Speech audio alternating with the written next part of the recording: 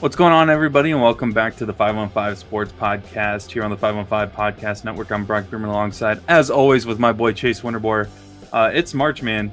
I mean, this is what we wait for every year. The 1 month that we actually, everybody, it feels like in America, pays attention to basketball. You know, our favorite sport. So, how are you feeling heading into March Madness week?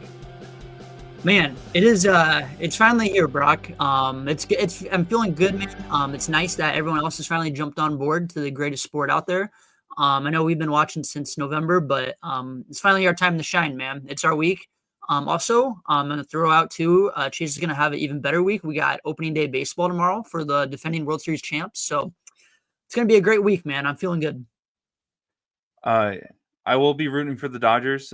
We just have certain people that I'm connected with now over the last year and a half that we can't let know that I'm rooting for the Dodgers over the Cubs, but that's okay. We're gonna find them and we're gonna let them know. Yeah, we're gonna get that out there.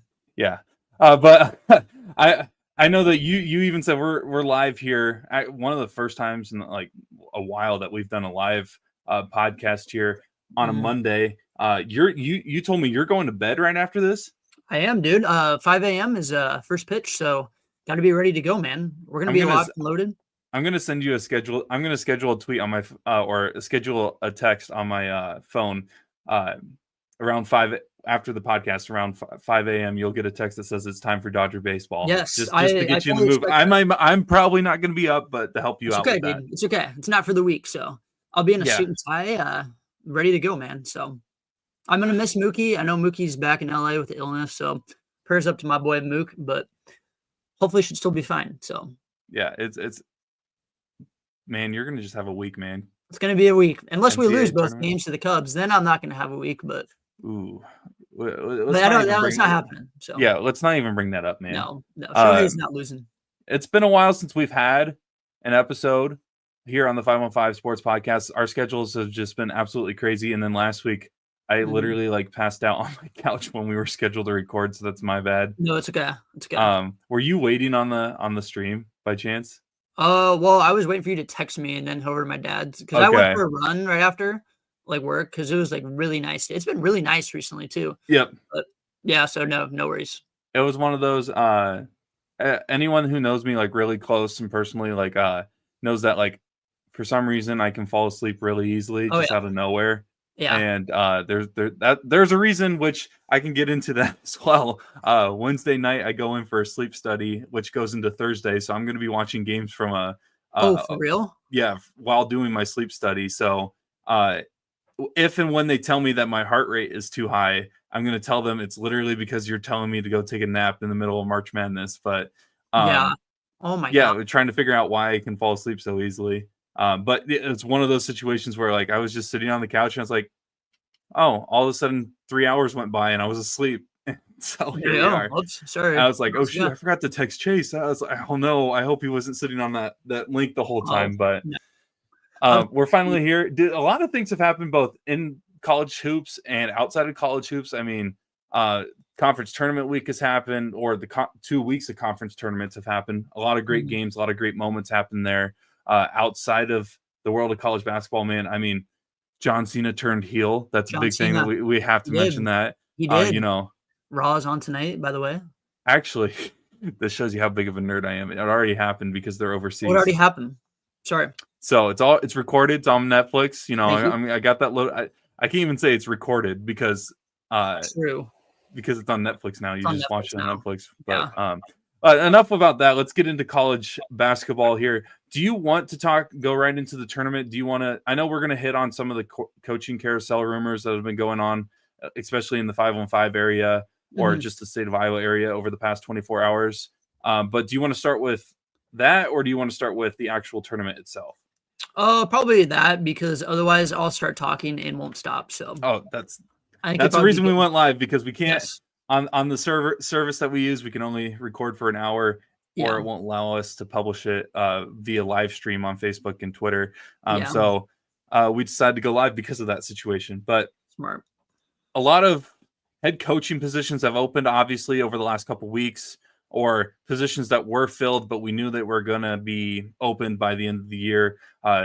Example with Mike Woodson at Indiana, we all knew that even like it was publicly known that he was not going to be there the next year. This was his last year, which unfortunate to them that they couldn't get into the NCAA tournament and ending their like kind of run that they were trying to make towards the end of the season. Other ones, Minnesota's fired their coach. A lot of people have cited resources as an issue up in Minnesota with their program, which is not a good issue to have. Yeah, that's not a good issue to have. No, if that's publicly known when you're trying to get new coaches. Good luck. So Indiana, Minnesota, Iowa is one. Fran McCaffrey, 15 years. The era has finally ended, unfortunately, as much as we would have loved a lifetime contract for good old Fran. Yeah. It's been a run. It's been a weird run because like this is why you don't rely on stats. Statistically, he's Iowa's greatest coach of all time in terms of wins. In terms of true. All-time winningest coach, multiple NCAA tournament appearances, has a conference tournament championship. But they haven't made a Sweet 16 since 1999 when Dr. Tom Davis was their head coach. Yeah. That was before I was even born. So like that's kind of crazy to even think about because they went from Tom Davis, they've had Steve Alford. Everybody remembers the legendary Todd Licklider era and then the Fran McCaffrey era where they kept making the tournament, or usually they were consistently making the tournament, it felt like. But they were never really like a threat. Good enough. Or a threat. I mean, they've had moments in March, or a moment really. The only one that I can really think of is the Adam Woodbury push off over, was it Temple or something like that? Yeah. Where he ended up getting the O board in the win against Temple. I think it was Temple. It was either Temple or Harvard. Yeah, I think it was. I honestly forgot about that. Yeah. But that's literally the only moment in terms of Iowa's NCAA tournament runs that I remember that went in Iowa's favor. Outside of that, you think of the 2 seed where Luka Garza, National Player of the Year. I think Keegan Murray was on that team as well. Yeah, I think so. And they did not look like a 2 seed. They looked like a 15 seed playing against Oregon in the second round. Yeah. And I mean, you can give credit or blame the bubble year of the NCAA tournament, whatever you may be, but it's still a championship either way. Just like the Lakers championship still counts. It's a real championship. Thank you, bro. I believe you just said that. Thank you. As much as it pains me, it's still a championship. Let's be honest, any team that would have won that NBA championship, the Celtics would have claimed that as a championship. Come on, you can't. It's a championship, one way or another. Come on.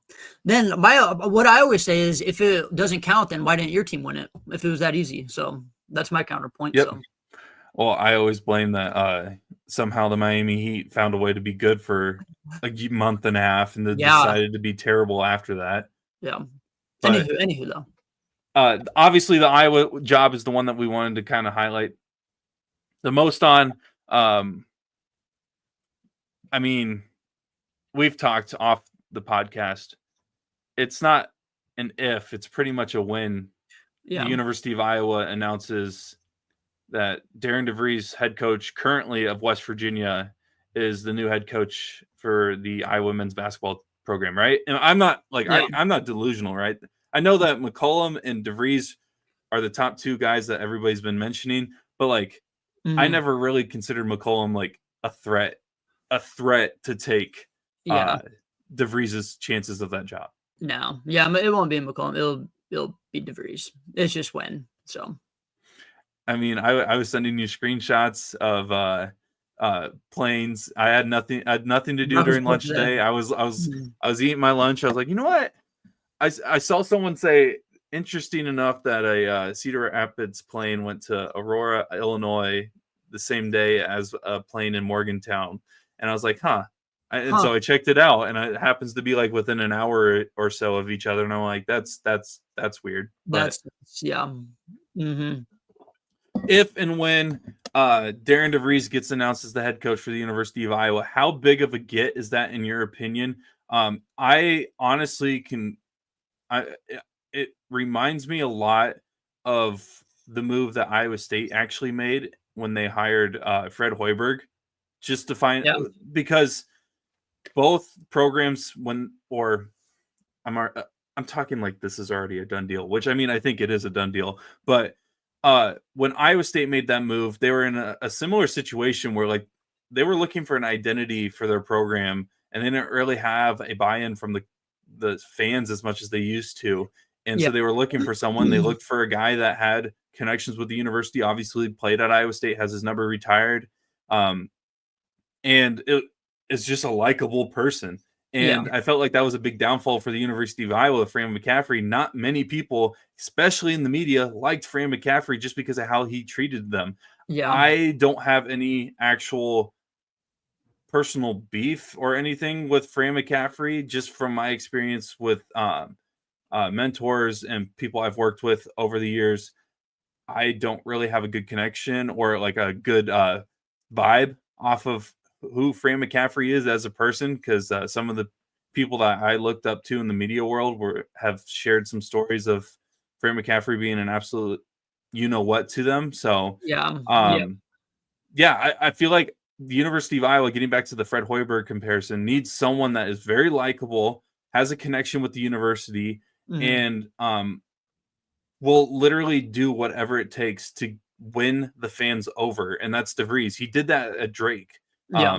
And he already has the connections with the University of Iowa because his brother is considered one of the all-time greats in the University of Iowa's football program. So I just feel like this is a match made in heaven, unfortunately, as an Iowa State fan saying this, for the Hawkeyes.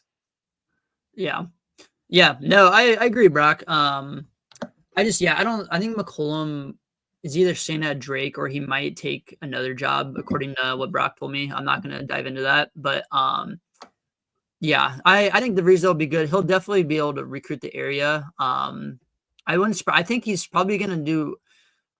This is my guess. I don't obviously know for sure, but I'm guessing if he did get that job when he accepts it, he'll probably be obviously I'm guessing using Fran's strategy of kind of recruiting Iowa, kind of Illinois, I'm sure, because I think Iowa State and Wisconsin right now is just a lock of a pipeline. Like literally Tyrese Halliburton said, like, if you're in Wisconsin, you want to play for Iowa State. So I think TJ has that locked up pretty well.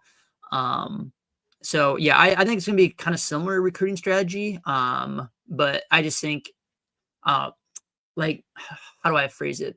Like, I think he'll obviously be able to get a lot more better portal players than what Fran's been doing, though, for sure.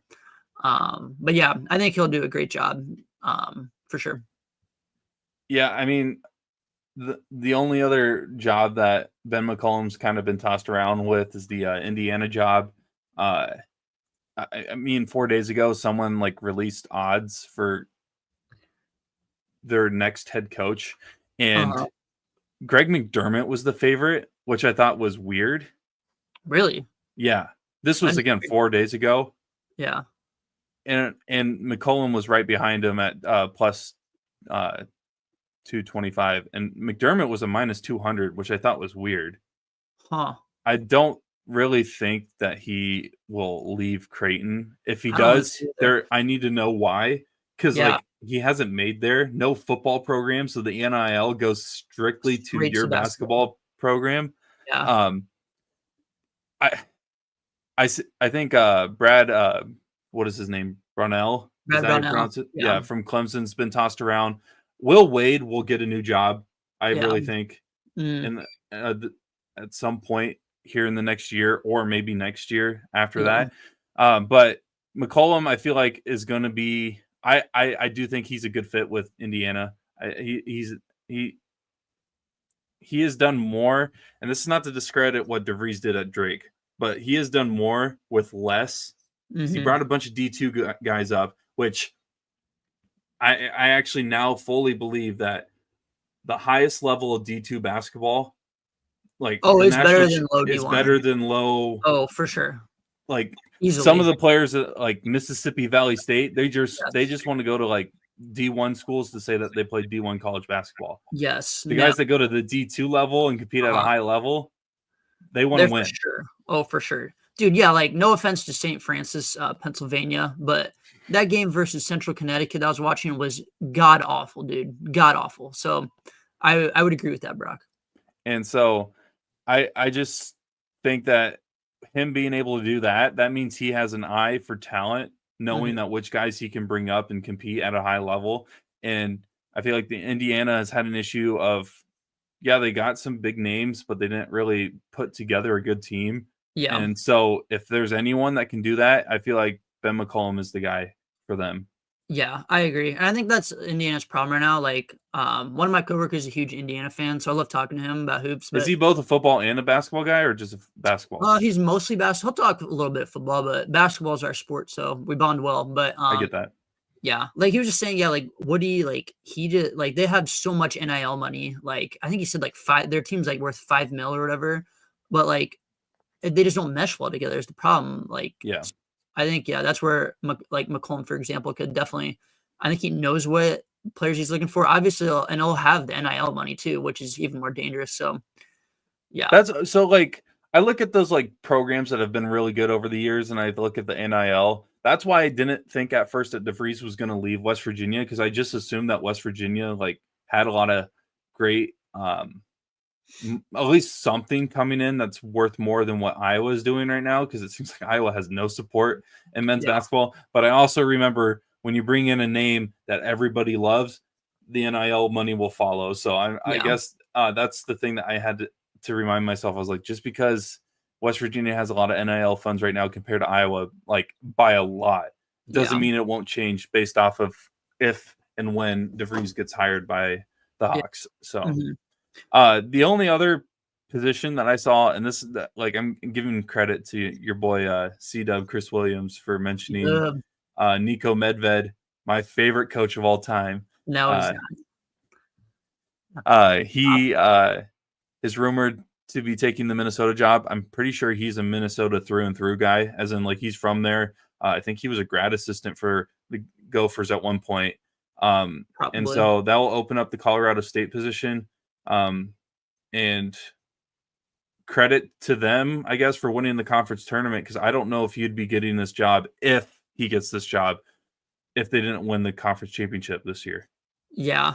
Honestly, yeah, because I mean, they weren't really picked to finish high. I mean, heck, I don't think they would have made the tournament if they didn't win the conference. They were. It was weird because Boise State was a lower seed, and Boise State was considered locked. Which we're going to get into Boise State not making it and other teams making it. But those are just the few teams that have major coaching openings. I mean, I guess Villanova has an opening, obviously. I forgot Cal Neptune's gone. He was not a good fit. Miami, but I don't think Miami's a big job. Well, I know the Duke assistant took that one. Oh, okay. Yep. Yep. I'm trying to think. Are there? Do you think? Which I mean, we'll get into it here with the last four in and all that stuff. Do you think that there's a good chance that the Longhorns are looking for a new head coach by the end of the year? Well, I think they should. I don't know if they will be. Yeah, I've been all over that Rodney Terry's an absolute fraud of a coach. He's awful, really bad. That actually gets me going, Brock. Oh my gosh. We'll get into that when we get into the last four in. Dude. Yeah, it was Chris Beard's team, bro. And ever since, he hasn't done anything. Like, yeah. They got Tyrese Hunter, though, that 1 year. Congrats, man. Now he's in a boot. Man, I can't wait to talk about that, too, because I feel like I know a little bit about basketball enough to like be dangerous in terms of like teams that I think can make deep runs and stuff like that. And so far, every team I've listed off to you in the last 2 weeks, I've said, but, and all the buts have happened since then. And it's like, oh, and what am I gonna do now? Dude, you're just cursed. Yeah. Stay away from my teams. Yeah, literally. That's why I have Iowa State losing in the first round. Smart. Very smart. So let's get into the tournament brackets here. We'll start here with let's start with the South Regional with Auburn getting the number 1 overall seed. And I mean, it seemed like it wasn't a shock that Auburn got the number 1 overall seed. They probably have been the most consistent team over the entire season, even though they have lost 3 of the last 4 games of the regular season, which apparently no team has ever done that and proceeded to win the national championship. So for you bracket people, that's something to keep an eye out for. Yeah, I think a couple guys on CBS mentioned that. So no team has finished their season finishing 3-4 or losing 3 of 4, and then went on to win a national championship. Interesting. But you got to remember that Auburn is coming from a conference that had 14 teams make the field of play, which shatters the old record. I think the old record was like 9. Maybe, yeah. So they had 14 teams out of that's like 80% of their conference, I'm pretty sure. Yeah. Something like that, which is absolutely crazy. So Auburn gets the number 1 seed. They'll play the winner of the playing game between the St. Francis team that you just mentioned and Alabama State. The winner of that one will play the 8-9 matchup, which I think is going to be a really good 8-9 matchup. Which, I mean, let's be honest, 8-9 matchups are usually a coin flip, and they're always fun to watch, usually. Louisville gets the 8 seed, Creighton gets the 9. We'll get into like kind of a picks or just kind of a feel out session here, but we're going to go through these matchups first. The 5 seed, Big Ten champs or tournament champs, Michigan. The Wolverines will play UC San Diego, the 12 seed. The 4-13 matchup is Texas A&M and Yale. Yale beat Auburn last year, if I remember correctly, in the first round. Yep. And so it could be an interesting match in the Sweet 16 if that'd be funny. That would be hilarious. But obviously Yale would have to have a great run for that to happen. Which honestly, if I remember right, positioning on the bracket, isn't that the exact same spot too where Yale was last year when they beat Auburn? Possibly. I'm not 100% sure. I'm going to pull up last year's bracket. It is the exact same 4-13 matchup spot too. Interesting. And the same bracket of the number 1 overall seed. Interesting. Oh yeah, because I remember it was UConn, Iowa State, Illinois, and Auburn, and everybody was like, "How could you allow that to be the that's right regional joke?" Yeah. But moving on to the 6-11 matchup, Ole Miss gets the 6th seed. They will play the winner of a controversial play-in game, San Diego State and North Carolina. The 3-14 matchup, Iowa State and Lipscomb. 7-10 matchup is Marquette, New Mexico, which I think will be a really good matchup. And then Michigan State gets the number 2 seed, and they will play 15-seeded Bryant. First overall reactions for you in the South Regional of the NCAA tournament. I'm gonna go out and say Louisville got hosed. Absolutely hosed. I was confused why they got the 8 seed. That is garbage, man. They were predicted at like a 6 or a 5 everywhere I was seeing. That is a joke, man. That is disrespectful. So that's one takeaway. Obviously, everyone's been talking about the UNC. How the heck did they get in? I probably won't touch on it too much because if you follow sports, you just kind of know what's going on there. That's obviously shocking. Yeah. Other than that, I'm not like super surprised, but I'm kind of surprised Marquette was a 7. I thought they might be a little better than that, but and even Creighton, I think Creighton's better than a 9 in my opinion too. But I think Creighton's had some injuries this year though, right? And I feel like that obviously based off of if you've been following college basketball the last 24 hours, that was a big reason why one of the teams that was left out of the tournament, West Virginia, was left out. Yeah. Or according to whatever sources say that Tucker DeVries being hurt was a big reason West Virginia didn't make it. I feel like maybe Creighton got penalized for that because they were a 2 seed, I think, in the Big East tournament. Yeah, they literally were the 2 seed. Yeah, which is nuts. So, yeah, 2 teams that I feel like have a big chip on their shoulder. And in my opinion, if I'm Auburn, I'm like, dang, how did we get put into that situation where when we win in the first round, we have to play 2 teams that are probably really ticked off being an 8 and 9 seed. Another thing I'll note too is, which I'm just gonna go out and say I have Louisville winning this, which I think it's gonna be an awesome matchup because the next game's in Lexington, so it's basically gonna be a home game for Louisville. Ooh, yeah, that will be good. Spicy, yeah. So Auburn kind of like they got the 1 overall, but that next game is gonna be tough. Even if Creighton does win, it'll be tough. So. Where's the Kentucky game at? Is it also in Lexington? Oh no, it's Milwaukee. I was gonna say, like, if it was in like Lexington as well, just the fact that Louisville and Kentucky would be in the same location, like it would be Louisville fans versus Kentucky fans more than it would be Louisville fans versus Auburn fans in the crowd. I feel like, but yeah, I haven't filled out my bracket yet. We'll release our brackets the day of the NCAA tournament for everybody to judge us if and when our title teams, Final Four teams, Elite Eight teams all lose in the first round. They will. But I do like Louisville so far in this one. I've watched Creighton a lot. They don't really like stand out as impressive this year compared to Creighton teams of the past. I mean, Ashworth is, for being 6 foot, is very impressive. He gives me like Jimmer Fredette vibes of what he could potentially do in this tournament. But I think that right now I'm leaning towards Louisville. Of course, this is Monday. I fill out my bracket the last day, literally hours leading up to it. Brock has to do the playing games. I love it. Yeah. Well, no, that has nothing to do with it. Usually, I pick the playing games before the playing games even happen. Like, that's fair. I'm like, oh yeah, I got this 11 seed winning. I got this 11 seed winning. And then if for some reason the 11 seed game or the playing games don't go the way I want, then I switch them at the last moment. Then you switch it back, yeah.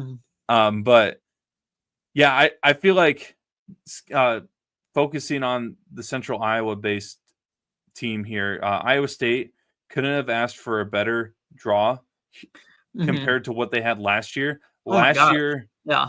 And obviously, we don't need to get into this, but Keyshawn Gilbert was. It's been announced that he's not going to be participating in this tournament. Which, I mean, I texted you about this. I'm kind of happy that Iowa State just kind of got out of the way with it and like ripped off the Band-Aid. I get the idea of maybe doing the like matchup thing of like, well, they got to still scout for Keyshawn. Who knows? But at the same time, if Keyshawn is healthy at any point, I don't think it's going to happen. But like, tinfoil hat, maybe they're doing this to like so nobody does scout him, and so when he does like plays in the Sweet 16, it's like but they couldn't have asked for a better draw. Even with Keyshawn out, I feel more confident about Iowa State this draw, like this year, based off of their draw compared to that I did last year. Because last year I was worried about, honestly, even South Dakota State playing a little competitive against us as a 2-15 game. And then the following game was Drake or Washington State, which it ended up being Washington State, which was no cakewalk. So I'm not saying that this should be easy chalk up Iowa State to go to the Sweet 16 or Elite 8 or whatever. But if I'm an Iowa State fan, which I am, I feel more confident this year than I did last year as a 2 seed.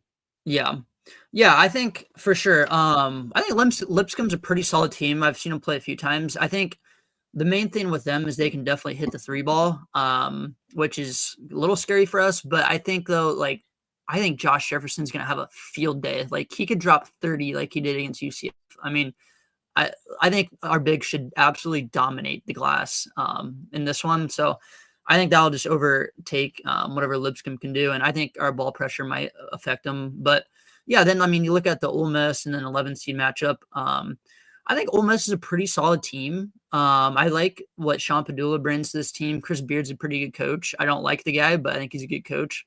And then, yeah, I mean, I don't know. UNC's, they've been playing a lot better, I will say. I don't know a whole lot about San Diego State. I know they got the guy from FAU, and then I forget one of their other players, but I don't know. Just compared to last year, though, it's just I love it a lot more. Because if you do make the Sweet 16, I think the door is more open. So yeah. Whereas you're not playing, like Illinois or UConn, where I don't know, maybe Michigan State surprises me, but I'm not like super moved by them. That's all. Like I feel like if I'm Auburn, I'm upset because you're playing a one of two tough teams in the second round. Yeah, and I feel like Michigan State, Iowa State, Texas A&M, and Michigan kind of have. I'm not saying that they're not going to face any upsets, but like they have a more easier time, I feel like, making the Sweet 16 than Auburn does. Yeah. And like Michigan State, like they don't necessarily impress me. Iowa State at times hasn't impressed me. Yeah. All these teams, and Auburn most of the time compared to all these teams has really impressed me. So like the fact that they're having to play Louisville or Creighton in the second round is just unbelievable. I think. Which I mean, yeah, Auburn could lose as a 1 seed to a 16 seed. We've seen it happen before. True. Alabama State, man, in-state rivalry. But yeah, I think this my hot take is I think this region is the region that gets pretty wild. And we see like a team that no one thinks is in the Final Four. That's my prediction. So, well, good thing a lot of people are saying Iowa State stands no chance to make it. So exactly. So I think it could be wild in this region, but we'll see. All right, heading over to the East Regional, we got Duke at the 1 seed. They will play the play-in of the 16 play-in of American and Mount St. Mary's. 8-9 matchup is Mississippi State and Baylor. 5-12 is Oregon and Liberty. Arizona gets the 4 seed, and they will play the 13 seed Akron Zips. BYU, and I can't wait to talk about this matchup with you. Mm-hmm. BYU gets the 6 seed, and VCU, who I think, and I've told you multiple times, I've watched probably a little bit more than most mid-major teams all year. I said that they could have a really good run, but it would depend on their route. And this couldn't have been a worse poll for both teams at the 6-11 matchup for BYU and VCU. Wisconsin and Montana at the 3-14 matchup. St. Mary's at 7 seed will play the 10 seed Vanderbilt. And number 2, Alabama will play the 15 seed Robert Morris. A lot of people I've seen have Duke kind of just coasting through this regional. I don't know where you're at with that. What matchups stand out to you? I feel like there's 2, maybe 3 amazing first round matchups. And then outside of that, I don't know if I really see too many upsets happening here. Yeah. I'm kind of, I hate being like everyone else. I like being different, but I think Duke just runs away with this region. Like everyone else thinks. I don't know. I don't know. I'm really impressed watching Duke play. I know they play a lot of freshmen, dude, but like they get after it on the defensive end. It's fun to watch them play defense. Whether you like Duke or not, but like Brock said though, I think we got a couple really good matchups in this region. I'm going to touch on a 5-12 that I think a lot of people are just kind of overlooking. Brock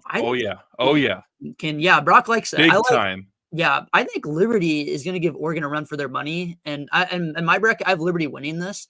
I think a lot of people just see Oregon and they're like, "Oh yeah, Dana Altman in March, yeah, he's not losing," and just chalk it off. This Liberty team, man, they are shooting 39% from 3. Like that is unbelievable. That's crazy, and they kind of play like a slower tempo too. Which, like if they started to build like a little bit of a lead against Oregon, they could kind of control most of this game. If it's close, I like the tempo that they play. And I'm not like superly impressed with this Oregon team either. Like, yeah, Jackson Shelstad is a beast. And Liberty might have some problems with Britter down low, but I don't know. I think this is a spot where not enough people are talking about Liberty, man. They are a really good team, senior led. I think Liberty gets this done here. I don't know what Brock thinks, but I don't know how to pronounce his last name, but I was talking about BYU's Jimmer Fredette. You'll have to correct me on this last name. Caden Metheny or Metheny? I don't even know how to say it myself either, Brock. He's a 5'11" senior, and I watched him in the tournament for their conference. Dude is a bucket. They're good. Dude. Okay, so let's look at recent games for him. Let's talk about it. The tournament games, he went 16 points in the quarterfinals, 24 points in the semifinals, and 21 points in the finals. He went 4 of 8 from 3-point range in the quarterfinals, so 50% there. 7 of 13 from 3-point range in the semifinals. That's crazy. Which is 53, almost 54%, and then 5 of 10 in this championship game. So he is shooting over 50% right now in the last 3 games. This dude is a bucket. Like if he's on like the list of potential Cinderella darling stories that like everybody talks about heading into the tournament. And I'm telling you, man, I really like his game. I really like FAU Liberty's game.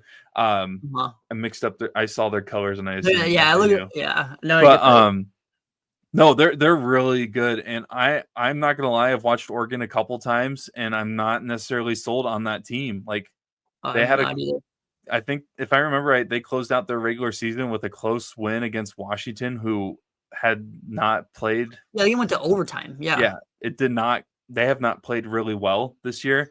I mean, they've beaten some good teams, beat Wisconsin in overtime. But outside of that, I think Wisconsin might be their only ranked win this year. So, they beat Texas A&M earlier this November. year. Yeah, early November, and then they kind of just were bleh from there. But like have losses versus Minnesota, losses versus Nebraska, and so again, Dana Altman, we know his like legacy. He can win, and there's a good chance he will win. Who knows? I'm not completely sold. When I saw that matchup, like it made me raise an eyebrow. I was like, I really think a lot of people are going to just chalk up Oregon as a sure thing. I've seen a lot of Oregon, yeah. I'm not saying I won't pick Oregon, but like this one's going to be one that I look into a little more, and which usually means whatever I pick is not going to happen. So, Brock, can you please pick Oregon for me? I'll pick Oregon for you. Thanks, buddy. Which is funny because like I say that like I have the worst luck, but like you remember it. I've won bracket pools where my national championship team loses literally the first day of the tournament, and I still end up winning the bracket pool. So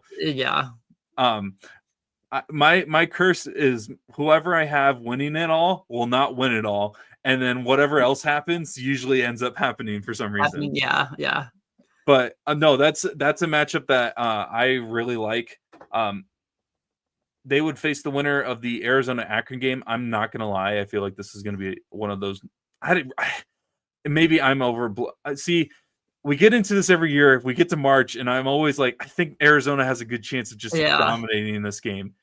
Am I delusional like I usually am, or do I actually have a case this year to think that Arizona could blow this team out? Oh, I don't know if I say blow this team out. I think Akron is incredibly good. Okay. The only problem with the matchup is I think Arizona's size is just going to kill them. Akron's like literally the smallest team in the country. That's not good. I have a hard time seeing them. I don't know. Their guards are incredible though. Like Akron's a really solid team, but I don't think Arizona's a team unless you have like top 10 guards, top 10 backcourt or whatever. In the country, I don't know if you can compete because they have great guards too. So, plus, like I kind of want to see, which I absolutely hate this guy. If no one else knows, I do kind of want to see a Caleb Love versus Duke Sweet 16. I think that'd be kind of lit. But I do think Flag versus Love, that'd be cool. Personality wise, would be really fun. Okay, so now this is the matchup I wanted to talk about. Do you want to talk about any of the other matchups before we talk about BYU VCU? No, not really. Do you? I heard watching the selection show, they're like sneaky St. Mary's. Is St. Mary's a team I really need to be worrying about? No, it's the same thing every year, dude. St. Mary's always gets like, St. Mary's could be good. They lose like first game or second every single year, dude. Like I'm not afraid of St. Mary's. It's the same team. So do you have them winning over Vanderbilt? No, I have Vanderbilt. Okay. I always pick at least one. Honestly, most of the time, 2 10 seeds to win, just because it usually happens for some reason. But I legit think Vanderbilt is just the better team. But I don't know. Right, now let's get into the matchup that I think I really hope so. If it on paper, I really think this could be the game of the first round. VCU and BYU. BYU might be the hottest team in college basketball right now. I know they didn't win. Not anymore, Brock. Not anymore. Thank you, Houston. I get that they didn't win the conference tournament, but like, man, I think that's more on how good Houston is as a team more than like BYU. But VCU has also been on a run this year. A team that not many people have been paying attention to. And when you see them, you go, huh, I remember they made a Final Four with Shaka Smart a decade ago. Is this team still like relevant? Watching BYU, they have some great big guys that can rebound the ball really well if you don't box out. But the problem is VCU is just as good as rebounding, if not better statistically in efficiency ratings in the offensive rebounding game compared to BYU, which is a recipe for an unbelievable battle down low.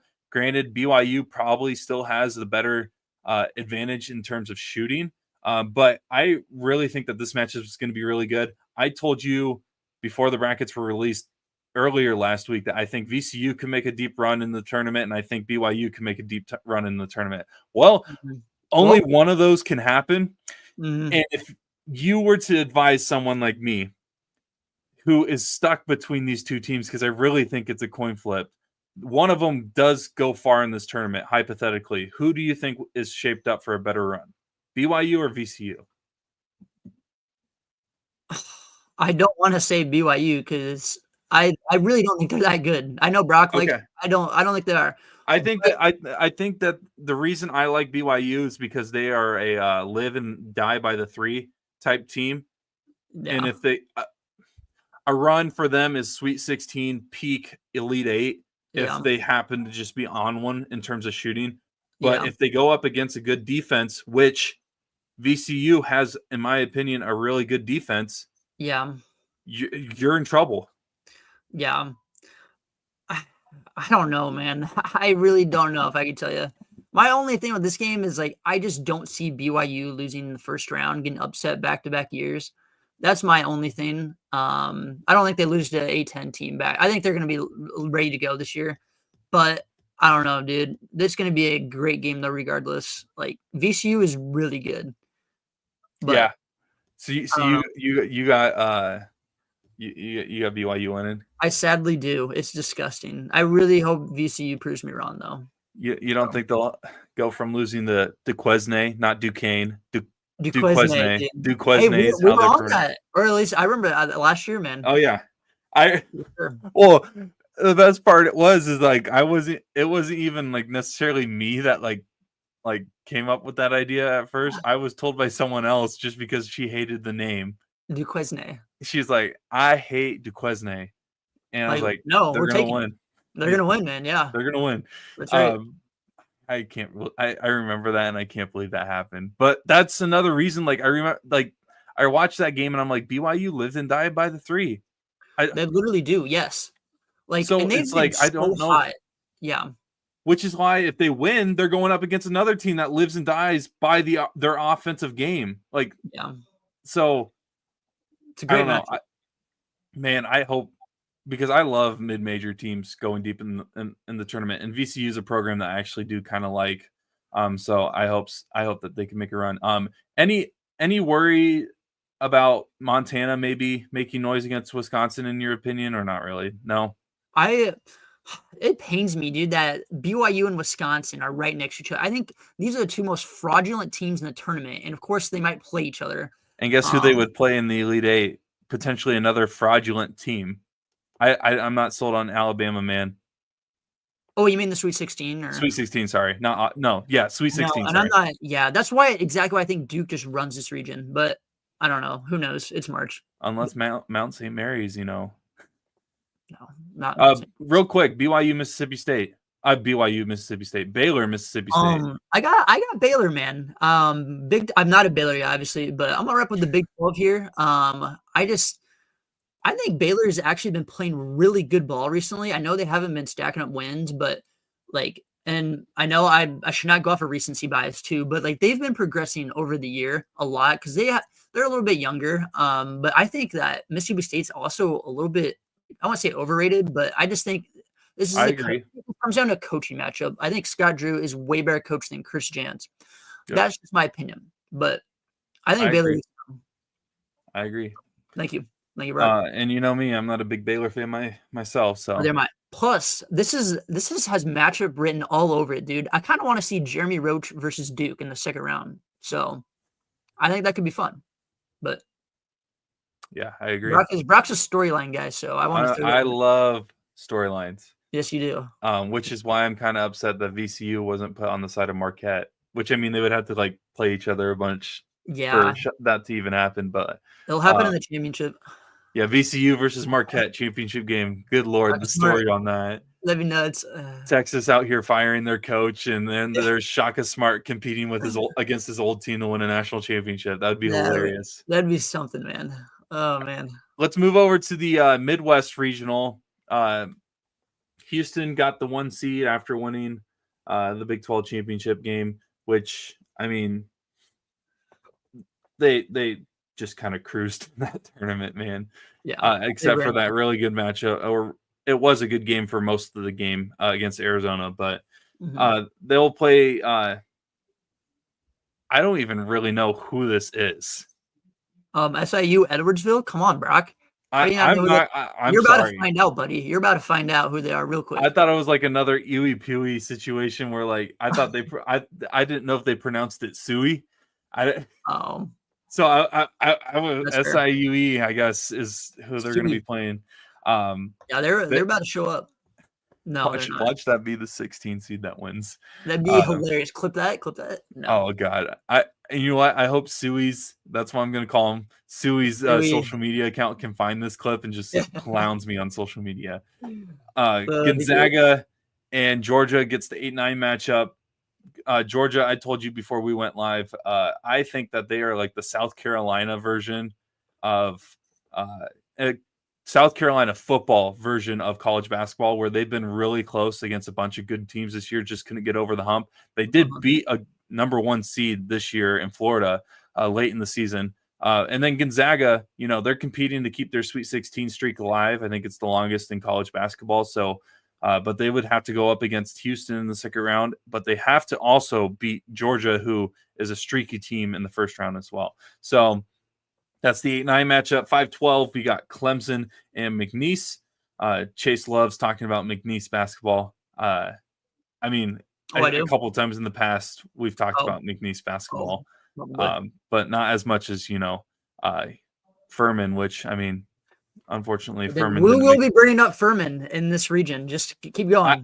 I know. I can't wait because we're gonna play something here when we talk about the 2-15 matchup. But Clemson, McNeese, and the 5-12 matchup, followed by a 4-13 matchup between Purdue and High Point. Love that name. High Point, dude. High Point, which I just love. I love some of these team names. 6-11 is Illinois at the 6th seed versus another play-in matchup between Texas and Xavier. Xavier's they got Arizona's old head coach, right? Yeah, Sean Miller. Sorry. Yep. I think I remember seeing like photos of him like sweating through his suit or something like that a couple games. And then Texas, obviously, with a potential firing of their coach if they don't win this. Well, if they lose the playing game, I'm pretty sure he's going to get fired. Yeah. If they fired Shaka Smart after everything that Shaka did, yeah. And then you got the 3-14 matchup between Kentucky and Troy, 7-10 matchup between UCLA and Utah State, which, by the way, I got to look at where that. I'm assuming that one is it's all the way in Lexington. So I can't wait for UCLA's head coach to complain about the location of the event and it not being close to LA and how they had to get on a plane, even though Utah State is literally doing the same thing. You can tell my feelings on Brock is not a Mick Cronin guy. No. Got it. Sorry. And then followed by the 2-15 matchup between Tennessee and Wofford, which, real quick, if you guys have ever paid attention to our intro slide, right, guess who's wearing a Wofford jersey? That's right, baby. Chase has a Wofford jersey. Fletcher McGee, one of the all-time legends in the NCAA tournament. Isn't he the all-time 3-point scoring champ too in college basketball as well? Yeah, I think he is. I think he still is. Yes, I could be wrong, but. So I'll let you, because I actually do like this region. I think it's going to be a good one. I'll let you just kind of dissect everything and give your picks if you want for certain matchups, as well as are you going to take Wofford? Are we seeing a 2-15 upset or? Brock, you're gonna smile when I get to the end of this Midwest region. I'm just Oh, I gonna tell can't you wait. that. So, to start off, I have since Brock said it, I switched my pick to SIUE. Suey. Sui. I switched my. No, I'm just kidding. Kelvin Sampson is just an incredible job of what he's done. I don't think he's a great person, but incredible job what he's done as a team. They get it done. Brock kind of hit it on. I really didn't realize this until Brock mentioned this before, but I think, and I have Gonzaga winning, but I think this Gonzaga Houston game could low key be really good. And I don't know if Brock knows, but about the Juwan Robert injury, I don't really know an update there, but I don't. yeah, I think that could be a really good second round game. But I mean, what Brock? Can I? Sorry, I'm bad at talking, but I know Gonzaga has like a streak of making a Sweet 16 or whatever. We don't know how long it is, but Let me look it Brock up. will, yeah. So I think that's gonna be a great second round game. And then kind of going down a little bit more here. McNeese, yeah. Their manager is pretty cool if you haven't seen the videos and stuff. But I'm a huge Clemson fan. Like I love this Clemson team, dude. I think they have a bunch of dogs. I think Ian Shefflin is honestly one of the most underrated players in the nation. If you just watch him play, dude, he like for a post player. Obviously, I'm a guard, so like I love watching guard play, but I love watching him in the post, dude. He has great touch, great finisher. I think Clemson holds off here. This next game, it kind of makes me sad because I think High Point I mentioned on here. High Point was my team this year.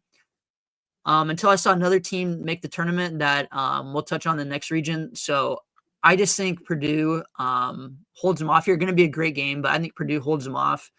I don't know Brock's take on that one, but I know Purdue's kind of been upset team in the past. But as much as I love hating on Purdue, I don't think Purdue's losing this one. Yeah, Braden Smith is just too good. This next game though, this is my Furman mention. I'm gonna go out and say I think Xavier beats Texas. I think Xavier's sneaky good. They've kind of been inconsistent, but I think that they can get hot here.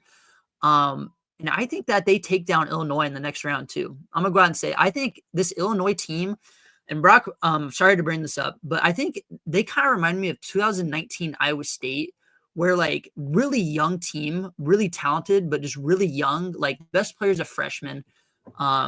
I think this Xavier team, a lot of senior leadership. So I was in touch with my boy Marcus Foster, Furman legend, by the way. He has an NCAA tournament under his belt, absolute dog. Him and Davion McKnight at the 1-2 spot, kind of nasty. It can be. And I also think Zach Fremantle can kind of hold his ground here again. I forget the name of the Illinois big man. It's Big Z's brother. It's driving me insane, from Arkansas. But I think that they can kind of hold their own here. And I think they beat Illinois. It's kind of my hot take there. I don't know what Brock thinks on that one, but that's kind of my little spicy take there. But next, I think Kentucky. Kentucky's, I don't know, man. Their injuries, I feel bad kind of for them, but it's also Kentucky, so I don't. But they've dealt with a lot of injuries. But I think they should win that. This next game is nasty, Brock. Really gross. I don't know what you like on this one, but I just I don't know. I can't trust the Mountain West, so I'm taking UCLA, but it's gross. Yeah. And then my last game Gonzaga has made 9 straight Sweet 16s. That is bonkers. 9? Wow. Yeah, I think that game versus Houston's gonna be crazy. Ooh.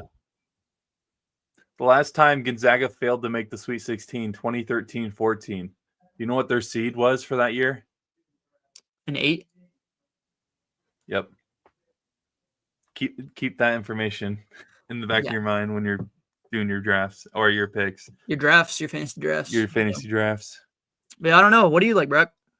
I'm not gonna lie, this is probably the least I know about any Gonzaga team ever in my life. Like I literally have not paid attention to Gonzaga this year. When I saw that they got an 8 seed, I was like, oh yeah, I forgot that they play basketball. But at the same time, why haven't I heard them all year? Which I mean adds up now when you look at their 8 seed. But I don't know if I can ever take Georgia confidently in that matchup just because they are so weird and so streaky. So I think I'm gonna end up going with Gonzaga, not Georgia. Whoops, I'm so streaky with my own picks. Give me Houston over Suey easily. But even though their name is not Suey, I'm gonna. I need a Suey shirt. Someone order me a Suey shirt. Get this guy's Suey shirt. Clemson McNeese. I haven't watched too much of McNeese. I do think this is funny that the rumors of Clemson's head coach potentially leaving. I've seen some rumors that Will Wade might be in the conversation for the Clemson job. So this could be an interesting matchup when you look at it in the long run. I don't know how many upsets. I think this might be the least amount of upsets I have on this region. That's what I have too. Yep. But at the same time, I do think that like you mentioned, like I do actually kind of like Xavier. Like yes. Because I've watched Illinois. Illinois has found different ways to lose this year, and it's so annoying. They should have beaten Tennessee earlier this year. Yes, they don't play defense. It's I don't know. In a clutch situation, I would trust veteran players over youth. Yep. And give me Xavier on that one. Honestly, maybe even give me Texas in that. I don't really like Illinois at all. Like, I think that's one of the 11 seeds that, like, even though it's a play-in, I might end up just taking and just roll with it no matter what. Mm-hmm. I think Texas can beat them as well. Yeah. UCLA, Utah State. I mean, I don't have any reason to believe that UCLA would not win this one. Whoa, what about Kentucky and Troy, Brock? Wow. He's writing over Troy, or? Okay, he is. Sorry, Troy. Sorry. I already know that that's going to be the game that is the upset of the tournament, but I swear. I mean, hey, go figure. It's a team that is the Troy Trojans, and you bring the Trojan horse in, and you just assume, no, it's no big deal. And then they end up killing your bracket. Right. Not that I have Kentucky going far, but the Troy Trojans. Trojan horse all over again. I'm sleeping on them. So, but yeah, Tennessee's on my list of teams I never take far in the tournament. Even though I actually don't mind Rick Barnes, I think he's a really great coach. It's just that, like, every time I feel like he has a good team, they end up disappointing me in different ways. Am I taking another 1 seed? Again, I haven't filled out my bracket yet, but, like, man. I always do this at some point. Yeah, I know you got. Who do you got? Good old Rocky Top. Are you taking Tennessee to the Final Four? I told myself. Have you not learned? Never do it again. And I'm taking it, dude. It is their freaking year. It has to be. Zakai Ziegler, Eric Gainey, Meshack, dogs. Absolutely dogs. You've convinced me. I'm taking my 2 teams that I should never take to the Final Four. Tennessee and Arizona are playing each other in the Final Four now. We're doing it, man. We're doing it. And if I did that matchup and it actually did hit, there's no pool that I would not win. Sure. Because nobody would take Tennessee and Arizona. Nobody believes in those 2 teams like you do, man. They're like a bad relationship. I give them a chance time after time, and all they do is going back to your ex. That's apparently my problem. Yeah. No, I think the Juwan Roberts injury is, and honestly, dude, Did that happen to them last year too? Yeah, when Shed got hurt. They were my natty winner. I was really sad. But they were my natty winner too last year, I think, too. Now that I remember it. That deal. But yeah, I think Tennessee's bigs can hang with Houston's bigs. I think they match their aggressiveness. And, like, you're telling me Tennessee, honestly, this might be, you can probably clip this, but I think Tennessee 316 is the freest pick out in the tournament. That will probably come back to bite me. But dude, stop trying to convince me. I'm already in Tennessee to the Final Four. I that's what I have, Brock. And I know I thought you were going to laugh at that because I said never again, but here we are. I think they get it done. I'm convinced, dude. Zakai Ziegler is, like, one of my favorite players in college basketball. Dang, I'm going to end up taking Tennessee. I know I shouldn't, but. And don't get me wrong, Houston's great team, great guard play, dude. Great guard play. I swear if Wofford wins in the first round, I'm going to lose it. Freaking Wofford, dude. Freaking Fletcher McGee. All right, let's wrap it up with the West Regional. Florida got the number 1 seed in this one. They will play Norfolk State, the 16 seed. And then another great honestly 8-9 matchup in my opinion. UConn and Oklahoma. Oklahoma started what? I think they were one of the last undefeated teams in the country, and then they ended up just falling flat on their face. But because they started so good, I think the committee gave them the benefit of the doubt. So they gave them the 9 seed. And UConn looking for a three-peat, but I don't know many people that are taking them that far. We'll see where Chase has them going. Memphis at the 5 seed. I am loving this matchup. Memphis at the 5 seed versus the number 12 seed, Colorado State. Interesting matchup for me because I'm not a big fan of Nico Medved just because of what he did at Drake. He's a great coach. I will say that he is a great coach. But saying that you're going to be back the next year and then literally leaving like the day after you said that still rubs me the wrong way. And I'm not even a Drake fan. More of a Kendrick Lamar guy myself. But there it is. Sorry. Memphis at the 5 seed. I am a Penny Hardaway fan by association in my family. My dad is probably the biggest Penny Hardaway fan you'll ever find. So I actually was looking at American Conference Championship gear just for fun last night. Awesome. Respect, dude. Respect. And I didn't get any, but big Memphis fan. So this is a big matchup for me personally. From the Beerman household. Number 4, Maryland versus number 13, Grand Canyon. I know Chase is all in on that matchup. I know he loves Grand Canyon. Another great 6-11 matchup. 6-11s is like 6-11s and 7-10s, man. Great matchups. If we could have a tournament of just 8-9, 6-11, and 7-10 matchups, just give me that. Screw the number 1 seeds. Give me the teams that are barely good enough or just good enough. But 6 is Missouri, and number 11, Drake, who I mentioned earlier. Number 3, Texas Tech, and number 14, UNCW. Number 7, Kansas. Number 7. Wait, what did you say? Number 7 seed, Kansas. Not Kansas State. Not UMKC. The Kansas Jayhawks. The Kansas Jayhawks. Whoa. Is that a typo or? No, it's not a typo. Not a typo. It's legit. I checked. Wait, after they started the year number 1? Yes, the number 1 team heading into this year. I can't believe that, huh? Is now the number 7 seed Kansas versus the number 10 seed Arkansas. Which, by the way, what a coaching matchup! Yeah, John Calipari versus Bill Self.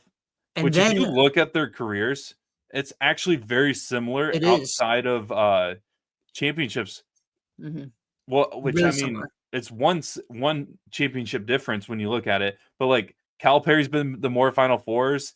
I think he actually may have more wins than Bill Self. I could be wrong, but like the only difference is that Bill Self's won one more national championship than him. But then we wrap it up with a potential good second round matchup with another coach who has a legendary pedigree. St. John's Rick Pitino's guys are the 2 seed, and they will play Omaha, Nebraska as the 15 seed. I hope Rick Pitino comes out in the Mafia Boss white looking suit again, like he did in the whiteout game a couple weeks ago. That was so amazing.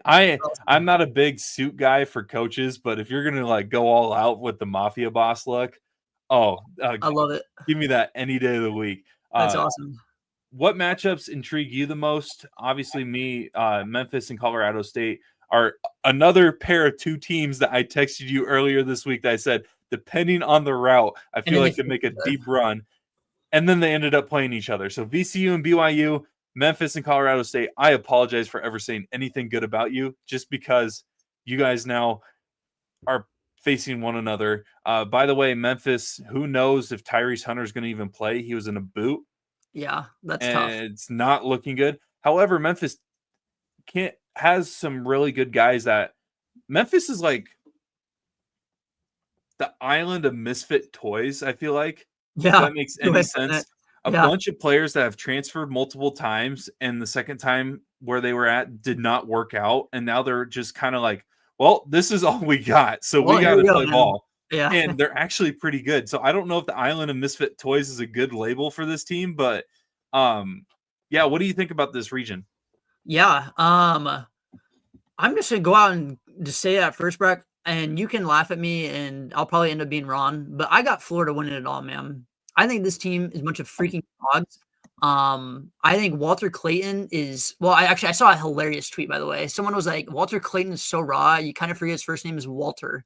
So well, that's amazing.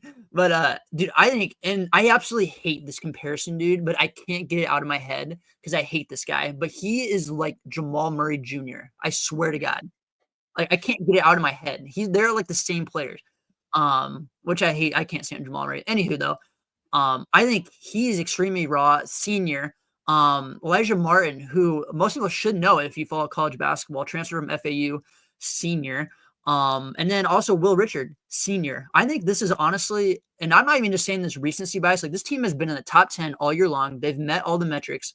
I think this is one of the, or is the best backcourt in the country. And I think now we're finally starting to see why. Obviously, I know Auburn falling off a little bit has kind of, a lot of people have been talking about Florida, but they've been there all year long, man. They're great on the glass, and they have depth. And I think that's kind of the thing that stands out to me is they can just rotate guys in.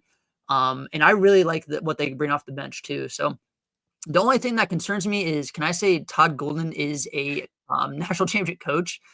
That sounds a little weird, not gonna lie, but maybe he is. So we're about to find out. But I'm gonna have Florida win it all. I know a lot of people are going to as well. So I'm either gonna die with one, or I guess we'll be on top. So it's like the first time you're kind of taking the pick that everybody else is picking. Exactly, because I've gotten burnt so many times, Brock, in the past. So I'm saying I'm over it. Anywho, though, UConn, Oklahoma, man, like I don't know. UConn is. I think both these teams don't play defense at all. I hate Oklahoma. I don't like their coach. Yeah, Porter Moser. Yeah, I got UConn probably win this one, but I don't know. Could be good. I just think Oklahoma's a little too young, but especially I don't know. My whole deal is when your best player is a freshman is the problem with me. I don't know, but this next game is gonna be lit. I want to watch this one with Brock. I'm not gonna lie. I honestly don't know if I have an opinion on this. I was talking to my boy Jaron. Shout out Jaron Watson, by the way, dude, absolute warrior. Yes, sir. I was talking to him for 2.5 hours last night about this bracket and stuff. But he is very high on Colorado State. So I don't have a whole opinion, but I'm going to throw out some Colorado State love. I'm sorry, Brock. This is from Jaron. But hey, if what I think happens in the offseason with the coaching carousel, I'll be the biggest Colorado State fan come next year. So it's true. Keep an eye on that. Yeah, I think Nate Clifford's absolutely balling, dude. One of the hottest players in the country recently. Also, shout out my guy Bowen Bourne. Absolutely torched me first round of state. So I know he's pretty good off the bench as well, man. The fact that he's still the fact that it's 2025 and he's still playing college basketball, and the fact that we graduated in 2019 is just crazy, weird. Yeah, but I think they got a really solid team, man. Should be good. I know Jaron's taking Colorado State here, so I gotta give Jaron some love. Sorry, Brock. I respect it. This next game is where I need everyone to lope up for me. Lope up, please. I'm taking Grand Canyon to the Sweet 16 once again. I don't care if I'm wrong. I absolutely love this Lopes team, dude. They're running it back from last year, dude. This is basically the same exact team, and they won a tournament game last year. They won a game, Brock. I think this is Maryland team reminds me a lot, and I don't know if you remember this game, of when Purdue lost in North Texas. I don't remember that one. It's okay. It reminds me a lot of that. I think then this is my whole deal, Brock, is Maryland, they've had a phenomenal year, man. They've really had a good year and honestly shocked a lot of people. I think the problem is their best players are freshmen again. And I think Grand Canyon's bigs can match up pretty well against Julian Reese and Derek Queen.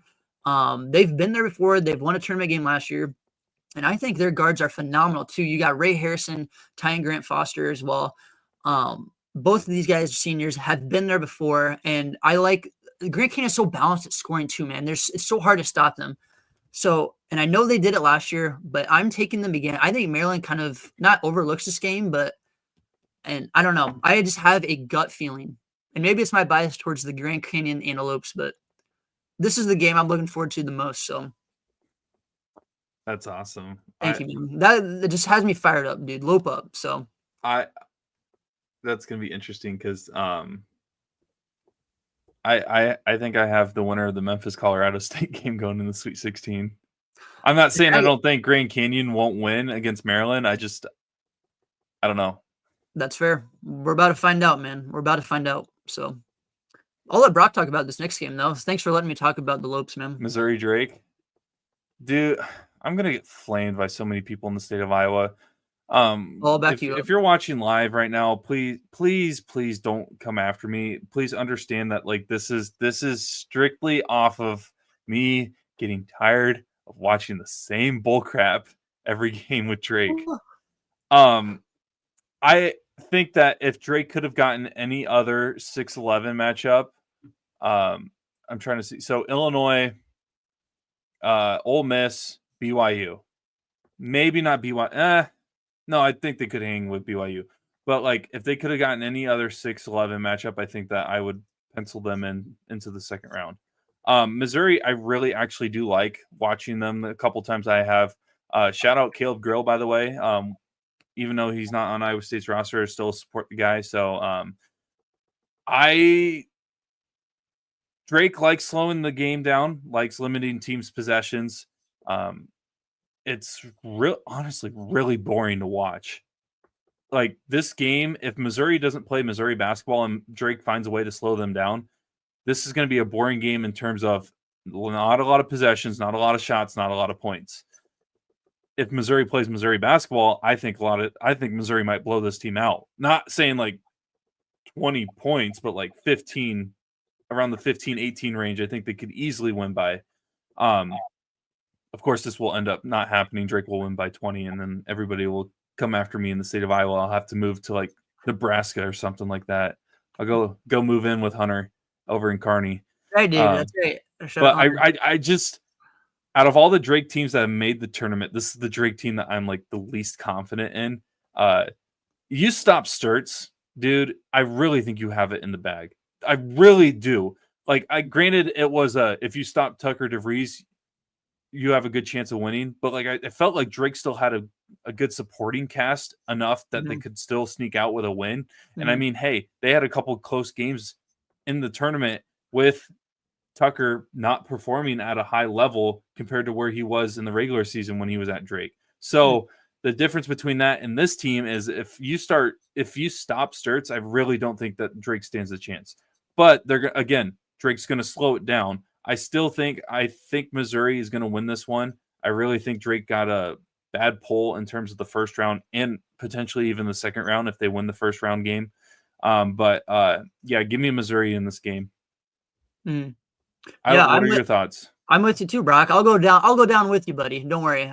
Brock and I have been texting a lot of the year, and like I watch a lot of Valley basketball, man, and I just don't get me wrong. They deserve to win the tournament. They play the tournament and the regular season. They played a style of basketball that frustrates the crap out of mid-major teams. Yeah, because mid-major teams are built off of one style of basketball, and if they're not good, like if that style doesn't work, I don't really think they're able to just retool or reshape their game plan in the middle of a game.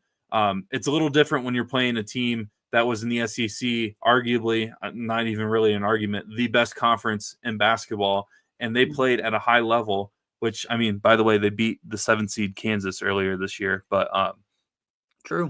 That doesn't really matter. But I just think that this is a tough matchup, and comparing it to Iowa State, this is the least confident I am in Drake winning a first-round game. So maybe history repeats itself. They lose first-round game, whatever, or maybe they actually prove me wrong. But compared to the previous years with Drake being in the tournament, I am not that confident compared to usual. Yeah, I'm with you though too, Brock. I think Drake, like just the style they play it just hurts them in this matchup, man. I just think Missouri is gonna speed them up way too much. I feel like the better team usually, like when you watch games, usually the better team is kind of the style that happens in that game. And like Missouri's the better team here, obviously. And I just think they're gonna speed them up too much. And Missouri's guards, man, are really tough, man. I mean, you got Caleb Grill, Tamar Bates, and Tony Perkins. Really three. You got an Iowa State guy and a former Hawkeye as well playing against is Drake. hilarious. Yeah, which is hilarious. But I don't know. I'm with you. I've been seeing too, and I'm the type of guy where if I see everyone on it, I run. But I've seen so many people on Drake. It actually blows my mind. So I just don't see it. And maybe and I've watched a lot of Drake basketball because I probably watch a little more. I probably watch a little too much Missouri Valley basketball to the point where it's like kind of concerning. Not too much. But like they're a good team. They are led by a really good player and a really good coach. If you stop that really good player, though, I really don't think there's a chance that they're going to win this game. And I've said really a lot in the last 15 seconds, but that's just how I feel, man. Yeah, I'm with you though too, Brock. I'll back you up. Yeah. What do you think about this Texas Tech UNCW? I mean, Tech should win.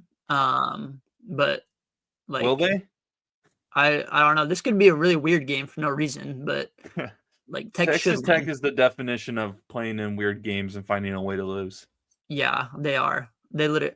Also, I am so sick and like I told Jaron, like the two teams I want to see lose the most. I guess I didn't tell him Drake because he's kind of a Drake guy, but I kind of do want to see Drake lose. Everyone's come at my head now too, but Texas Tech and BYU, dude. Texas Tech. The amount of 18 to 20-year-olds on social media, TikTok, who are saying Texas Tech is my Final Four dark horse team. Well, shut up, man. I'm tired of it, dude. They are not making the Final Four. I will tell you that right now. I've watched this team literally basically the whole year, dude. They're a good team, man, but like they would have to go through St. John's and Florida. It's not happening, dude. I'm sorry. Your dark horse team is not making the Final Four. So I think they should make the Sweet 16 though. I think them versus Mizzou could be a pretty good matchup. But yeah, I don't think they're making the Final Four run. Sorry, 18 to 20-year-olds on TikTok. But it's not happening. But that's about Tech. Real quick, we'll wrap up here shortly. But Kansas, Arkansas, I think Arkansas has a couple injuries. Are you banking on this game being really good, or do you kind of think Kansas is going to? I'm going to go with Kansas here. I don't think DeJuan Harris goes out like this, man. I know they're not great this year, but I think that they got a really good pull though for being a 7 seed, like a really good draw. Yeah. Yeah. I know a lot of people are really high on St. John's, and rightfully so, man. They've been really good, but I also saw a stat. Shout out Ryan Hammer, the greatest college basketball follow on Twitter. Saw the stat today where no 2 seed has made the Final Four after starting the season unranked. St. John's and Sparty are those 2 this year. So I'm just gonna throw that out. Has made the Final Four. Is that what you're saying? Okay. Final Four, yep. Okay. When you're in this region, so. I mean, I kind of like Florida coming out of this region. Right now, Florida's my champion. I haven't made a bracket yet, but boy, Brock.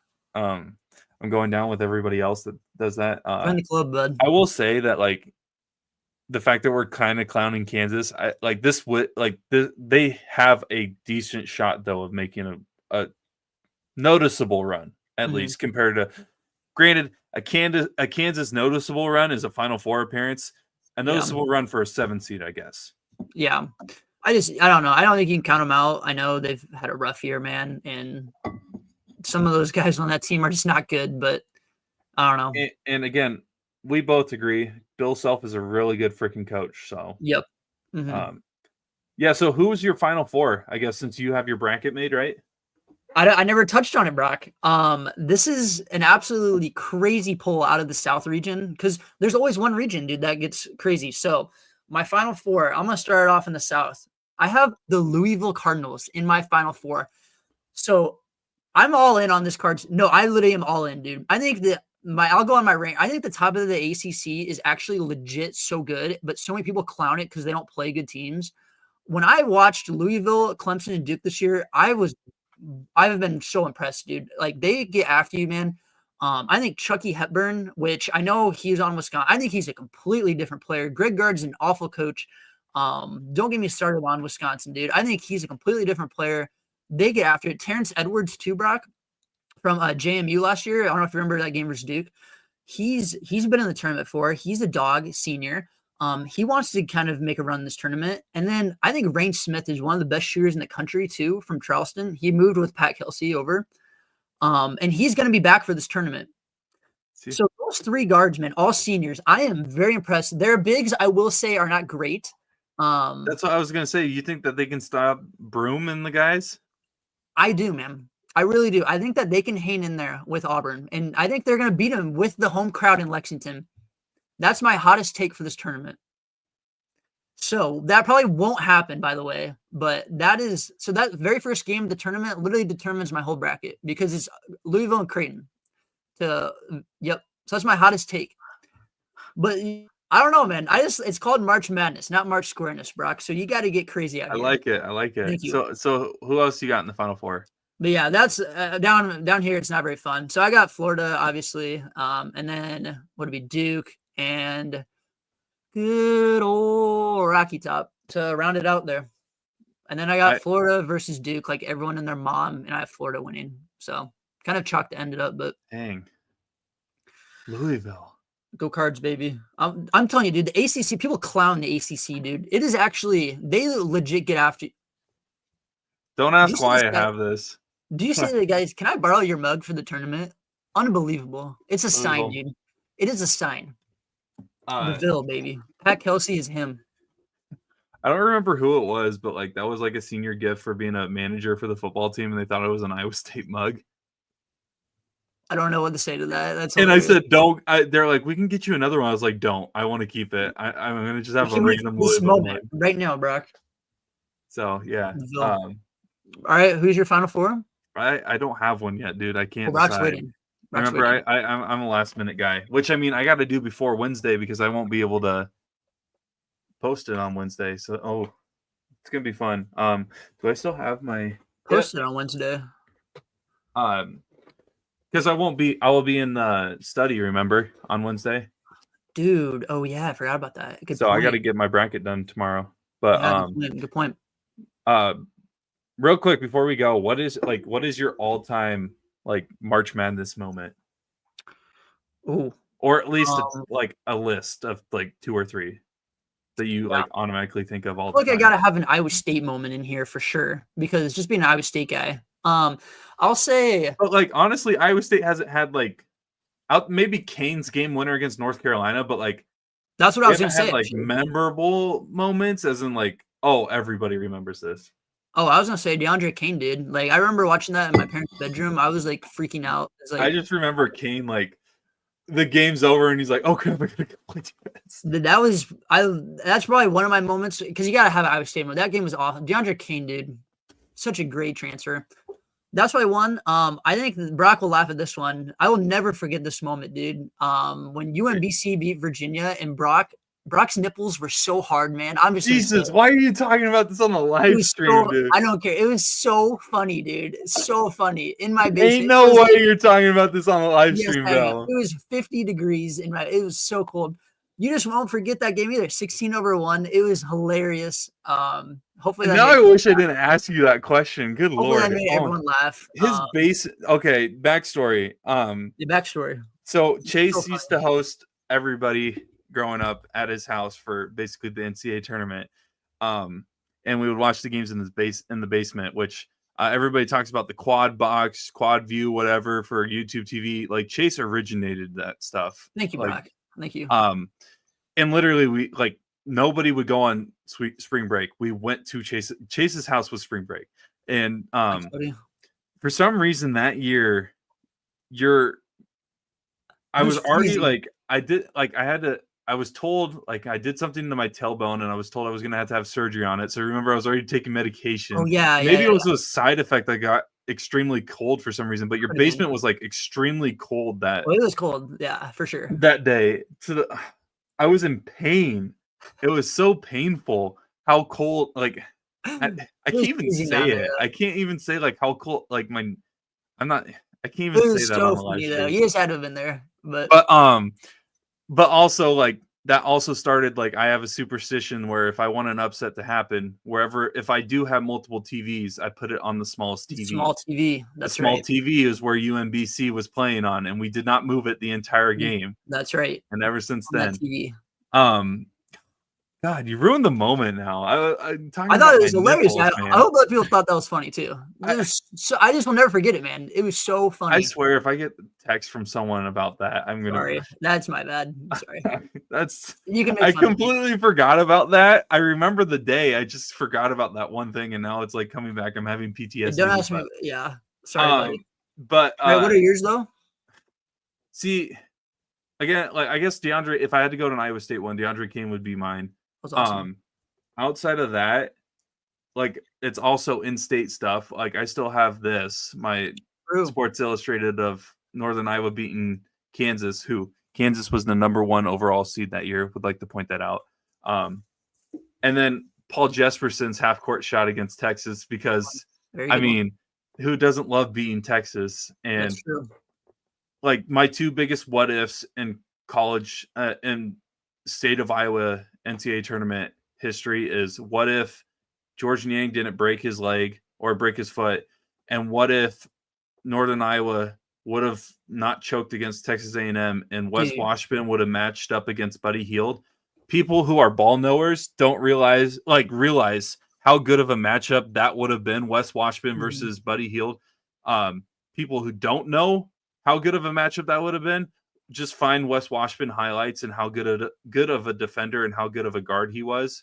But outside of those two, UMBC's up there. One that I love just because of like everything that happened in that game, the play-by-play, the shot, who lost, and then the reaction from it. Georgia State beating Baylor off of RJ Hunter's 3 after the announcer went, "What are they doing? Get to the basket, guys! Get to the basket!" And literally, RJ Hunter was like, "Nah, I'm gonna just pull for 3." And his dad the week before tore his Achilles and was on a little wheelie chair and just falls off the chair. Which I forgot that Ron Hunter is now the head coach of UAB, not UAB. Where's it at? Oh my gosh. Not UAB. Oh my gosh. I should know. It was the team that Memphis beat in the championship game. Was it UAB then? I think it was UAB. Yeah. Is he the head coach? I didn't think he was the head coach. No. Ron Hunter is the coach of Tulane. That's who Memphis played earlier. Sorry. Let's go. Tulane, UAB, same thing. But anyways, that's one of the moments that vividly sticks in my head just from everything that went on in that moment. That, and then was it Furman that beat Virginia? Dude, I was so mad because I was watching that game. I had to work this day, by the way. And by the way, everyone, Furman is my all-time favorite mid-major team. I got a shirt I still rock to this day. But I had to work that day. So I need to get me a mid-major shirt. So mad. Yeah, no, literally. And yeah, I was watching most of the game, and then with 2 minutes left, some guy decides to come in the lobby. So I had to help him out. And all I hear over my shoulder is, "It's good," or whatever. Was it Kevin Hart? Whoever said, and I was like, "Can you believe what we just saw?" Yeah. And I was like, did I just miss that? So I was so mad. Was that last year? Or was that 2 years ago? 2 years ago. Okay. I can name my whole starting lineup, dude. It was, This is my first year having a full-time job during March Madness, and I'm not looking forward to it. I know, dude. Shout out Northwest Bank. Let me take off Thursday, Friday. My boss is the best. Thank you, Amy. So shout out Sleep Study for allowing me to be able to watch Thursday's games at least. That's true. I swear though, if there's a close game and they come in, they're like, "All right, you got to fall asleep now," because that's what it is. It's every probably 2 hours I have to sleep for 20 minutes. Dude, the VCU BYU game Thursday. Brock's gonna be asleep. I can't wait. What time is that game at? Please be a night game. If it's in what? 3:05. I will be able to watch the second half because I think my sleep study ends at 4. All right, lucky duck. Part of me kind of wants to record all of these games, add them to my YouTube TV library, literally turn my phone off, and then go home that night and just watch them all. That'd be great. That'd be so fun. You should. I don't know if I could do that because I would be watching the ticker on the top. And so then I would be spoiled by other games. And it's dude, yes. Also, yeah. Since Brock said, I do the 4 TV setup. If you don't have papers over the top of your TV, that's a must. You have to do that. Otherwise, you're just gonna be looking at the top of the screen. Are you doing the 4 TV setup? I am. You're more than welcome to come over. I know we got Jaron, my boy Jaron, Caleb, and Chisholm so far. So. Oh, James is in town? Yes, he will be on Friday. So I'll have. I don't know about Friday. You can go over Thursday though. Yeah, I might come over after the sleep study thing, but for sure. We have We Will Pizzas, Angry Orchards. I know you don't drink, Brock, but We Will Pizzas. So. Ooh. I was about to say it's BOGO for boneless wings, but We Will Pizzas. We will be getting wings someday too. So. Okay. Welcome. Ooh. See, I was just thinking I was going to watch games by myself now on Thursday night, but I might have to take you up on that. I haven't seen Caleb in a while. I think Caleb will be over Friday. I'm pretty sure. Dang. So I won't see James or Caleb. Yeah, I can tell Caleb to come over Thursday though. I'll make him come over. Yeah. I don't know what Chisholm's doing Thursday. I can ask him, but I mean, too bad Cincinnati didn't make it. I'd be making some Jizzle James jokes with James all day. Hey, what's his real name, Brock? Edgium or Edgum or yeah. Don't get me started about that. Is a nuts name, dude. I can't do that. Real quick, if there was a 2 seed that would lose, which one do you like? In the first round? Yes, and I know it's not Tennessee because you got them in your Final Four. Dude, they're losing first round now. Come on, man. We all know it. God, Tennessee, I love you guys. Actually, let me look. I haven't really honestly. This might be a crazy take. I think it'd be Alabama. I think they're so dinged up, dude. They're streaky too. They're streaky. I could see not that Robert Morris is great, but if there were a team, I don't see Tom Izzo losing first round. I know he already did as a 2 seed. I don't think it happens again. Shout out Middle Tennessee State, by the way. You're a real one if you remember that game. So, yeah, oh, did I ever tell you that story about my family member who, so he did a bracket. That was the year that Michigan State lost as the 2 seed in the first round. Did you have him win it all? No. Oh. Well, he did, but someone put it in and had Middle Tennessee State or Middle Tennessee, whoever they win it all. So he got a bunch of points for putting that in because no one else had it. Now I don't know how well the rest of his bracket went because he won the first game. So yeah, he won the first game. That is hilarious. Yeah. Oh my gosh. Some of those 2-15 moments have been awesome because someone just lost their national. It's never like a 2-15 team that no one had winning the national championship. Yep. It's always like a 2-15 that at least someone took someone is on it, man. Like Georgetown versus Florida Gulf Coast. My dad had Georgetown winning that I remember year. You told me that, yeah. That was when oh my gosh, we went to someone's house to watch Iowa State in the first round versus Notre Dame. That was when we missed every dunk that we attempted in that game. Yeah. And I remember watching a B-Dubs commercial where that was when they did the overtime stuff. Oh yeah. And instead of overtime, it was breaking news, the tournament expands, which now thinking about it, I hope the tournament never expands, but it was a joke. Yeah. And there was a couple Iowa fans there, and that was before Fran ever made the tournament. And I was like, "Yay, Iowa can finally make it!" And I had some pillows. I had some pillows thrown at me, but now looking back at it, I think it's hilarious. Now that B-Dubs had great commercials, dude.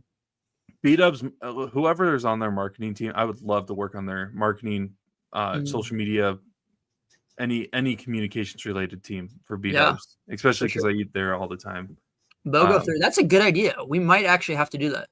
Well, it'll probably be popping though, is the only problem. But order out. We might have to do that. I'd be down for that because, dude, Friday I can't eat meat. I gotta eat. Oh, we're gonna have a fish fry, dude. We'll have a fish fry on Friday. Good to know. So, cheese. You got cheese We Will pizzas? What do I got? No, I don't. Dang. I just realized that. We can pick off the sausage and stuff like that. We'll make it work. Thank you, Brent Bloom. Shout out Brent Bloom. Enjoy the games this weekend. Do you have anything else before we sign out? No. The only thing I say every year, Brock, is don't be a square and pick all 1 seeds to the Final Four. Have some fun, guys. It's not that serious. Fun this year. As you're taking the team that everybody else is taking to the national championship. Hey, I said Final Four, not one at all, Brock. Final Four. All right, I can't wait to release my bracket when Arizona and Tennessee are going to be back in the Final Four because I pick them every year and they always end up disappointing me. So back to your ex. I can't believe I do that every year. But like every year, their matchups are like so enticing to do it. But yeah, we're gonna have to do a show next Monday potentially to recap the games. Yeah. And talk about how our brackets are busted or how we are like the smartest people in the world. How Louisville beat Auburn. How Missouri destroys Drake or something like that. I'll talk about that. I'll be here. All right, for Chase. Excuse me. For Chase Winterbourne, I'm Brock Bierman. We are the 505 Sports Pod crew on the 505 Podcast Network. We'll maybe have a Hardwood Convos podcast here this week. I'm not 100% sure. I'm not sure about sports nerds because of the NFL offseason. There's been a lot of things that have happened, but we haven't really had the time to schedule time to do a podcast. So, but we'll keep you guys posted on the next time that we upload for those. But make sure to like, subscribe, give us a rating, comment, whatever you can do to help support us. We appreciate it. We do this for fun. We don't make any money off of it. If anything, we lose money on doing this every year just to be able to stream and post wherever we want. So, thank you for the support. Make sure to subscribe, give us a like and a rating, and we will see you next week.